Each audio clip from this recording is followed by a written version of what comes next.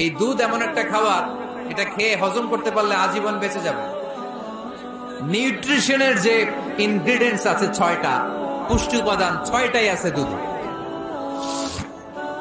এজন্য আল্লাহ রাসূল সাল্লাল্লাহু আলাইহি ওয়াসাল্লাম দুধ বড্ড পছন্দ করতেন, আর বলতেন আলাইকুম বি আলবানিল বাকার, তোমরা গরুর দুধ খেও, ফাইন্নাহা তুরাম্মু মিনাল আশজার, কেননা গরুর দুধ এটা ঘাস লতা পাতার নির্যাস। গরু কি খায়? ফাস্ট ফুড খায় না? গরু বার্গার খায় না? ফ্রেঞ্চ ফ্রাইজ খায় না? টিক্কা খায় না? চিকেন কাবাব? গরু কি খায়? এই ঘাস খাবেন, মানে শাকসবজি খাবেন। গরু ঘাস খায়, এজন্য গরুর পেট থেকে দুধ বের করে দেয় কে? আলাইকুম বিআলবানিল বাকার, তোমরা গরুর দুধ খেও। কত বড় ডাক্তার ছিলেন বিশ্বনবী মুহাম্মদ সাল্লাল্লাহু, এমন বিশ্বস্ত নবী, যেটা খাইতে বলতে ওইটা খাইলে ডাইরেক্ট অ্যাকশন। কালিজিরা খেতে বলতেন, মধু খেতে বলতেন, লাউ খেতেন। লাউ খেলে পেট যত ঠান্ডা থাকে, পৃথিবীর কোনো খাবার এত ঠান্ডা হয় না পেট, ঠিক কিনা? এজন্য বিশ্বনবী বলতেন আলাইকুম বিআলবানিল বাকার, গরুর দুধ খাবা, ফাইন্নাহা তুরাম্মু মিনাল আশজার, কেননা ঘাস পাতা খেয়ে গরুর ভেতরে আল্লাহ ঘাস পাতার মাধ্যমে দুধ বানায়। আবার বিশ্বনবী বললেন মেরাজের রাতে জিব্রাইল 3টা মগ এনে আমার হাতে দিয়েছিল। এক মগের মধ্যে ছিল পানি, আরেক মগের মধ্যে ছিল মদ, আরেকটা মগের মধ্যে ছিল দুধ। 3টা দিয়ে আমার টেস্টিং শুরু করে দিছে, টেস্টিং করতেছে। বিশ্বনবী ধরেন তো কোনটা ধরবেন? বিশ্বনবী দুধেরটা ধরলেন, কোন সুবহানাল্লাহ। সাইয়েদনা জিব্রাইল বললেন আখাসতাল ফিতরা, নবী আপনি যেমন ধরছেন তেমন, আপনি যেমন, আপনার স্বভাব যেমন, নিয়েছেনও তেমন। এজন্য দুধ খাবেন, বাচ্চাদেরকে দুধ খাওয়াবেন। অনেক মায়েরা বাচ্চাদেরকে বুকের দুধ খাওয়াতে চায়, ডানু খাওয়ায়, ল্যাকটোজেন খাওয়ায়, সিরালাক খাওয়ায় না। আমার মায়েরা, আমার সম্মানিত বোনেরা, বাচ্চাদেরকে দুধ খাওয়াবেন। ওয়াল ওয়ালিদাতু ইরদি'না আওলাদাহুন্না হাওলাইন, 2 বছর খাওয়াবেন, কামিলাইন, পরিপূর্ণ। লিমান আরাদা আন ইউতিম্মার রাদাআ, কারণ মায়ের বুকের দুধের প্রথম যে দিক থেকে যে দুধটা বের হয় এটাকে বলে শাল দুধ। এই শাল দুধের মধ্যে অনেক ন্যাচারাল ভ্যাকসিন আছে। ডাক্তাররা বলেছে বাচ্চাদের ব্রেইন, হাড্ডি শক্ত হওয়া, মেমোরি শার্প হওয়া, উদ্যম আর উজ্জীবিত হওয়ার জন্য, সজীব আচরণের হওয়ার জন্য মায়ের বুকের দুধটা খুবই জরুরি। এটা অবশ্যই খাওয়াবে। আর এই মায়ের বুকের দুধের ভেতরে আল্লাহ বাচ্চার জন্য প্রথম টিকাটা ফ্রি দিয়ে দিচ্ছে। বাচ্চার জন্য কিছু টিকা দেয়া লাগে না, যক্ষা, এটা সেটা, প্রথম টিকাটা ফ্রি। প্রথম টিকাটা আল্লাহ দিছে মায়ের বুকের দুধের ভিতরে।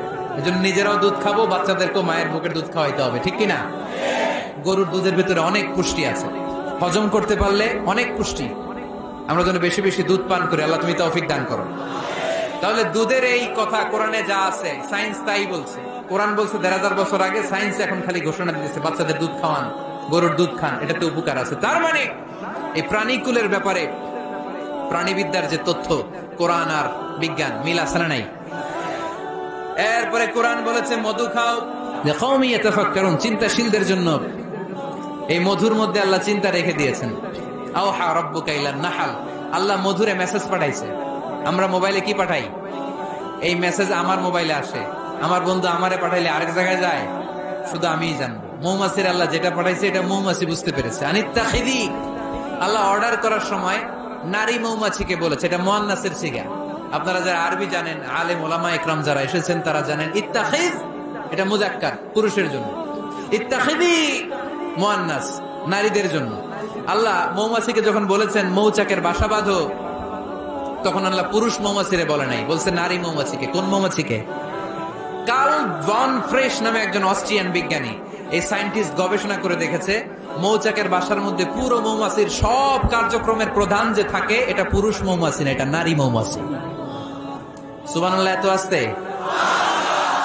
অস্ট্রিয়ান এই সায়েন্টিস্ট একটা বই লিখেছে, দ্য ডান্সিং বিজ, কিভাবে ফাসলুকি সুবুলা রব্বিকি যুলুলা। এইখানে মৌচাক আর মধু আনতে যায় 5 মাইল দূরে, এরপরে আবার এই রাস্তাটা চিনে মৌমাছি যে আসে ওরে রাস্তা চিনায় দেয় কে? আল্লাহ সিক্রেট মেসেজ দিয়ে বললেন ইত্তাখিদি, ঘর বানাও। আওহা রাব্বুকা ইলান নাহলি আন ইত্তাখিদি বাইতা, উপরে ঘর বানাও, মিনাল জিবালি বুয়ুতা, পাহাড়ে বানাও, গাছের মগ ডালে বানাও, যাতে পোলাপানরা ঢিল মারতে না পারে। কাছাকাছি নিচু জায়গায় মৌচাকের বাসা হলে পোলাপানরা কি করে? মধ্যে খাওয়ার জন্য ঢিল মারে না?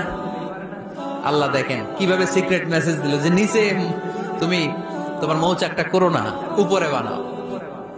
আর আমার দেখা পথ অনুযায়ী তুমি মধু নিয়ে আসো, এটাকে বলে ফ্লাওয়ার নেক্টার, পুষ্পরস। মধু এত ভালো কেন? এর কারণ মৌমাছি যখন পুষ্পরস বা ফ্লাওয়ার নেক্টার সে নিয়ে আসে, সে ফলের রস আনে, সে ফুলের রস আনে, সে বনাজি গাছ থেকে আনে, ঔষধি গাছ থেকে আনে, হার্বাল ট্রি থেকে আনে। এজন্য মধুর চেয়ে ঔষধি গুণ সম্পন্ন কোন ন্যাচারাল লিকুইড পানীয় পৃথিবীতে আবিষ্কার হয় না। চিল্লায় কোন সুবহানাল্লাহ। ফাসলুকি সুবুলা রাব্বিকি যুলুলা, এগোতে থাকো, তারপরে মধুগুলোকে নিয়ে বাসার মধ্যে রাখো।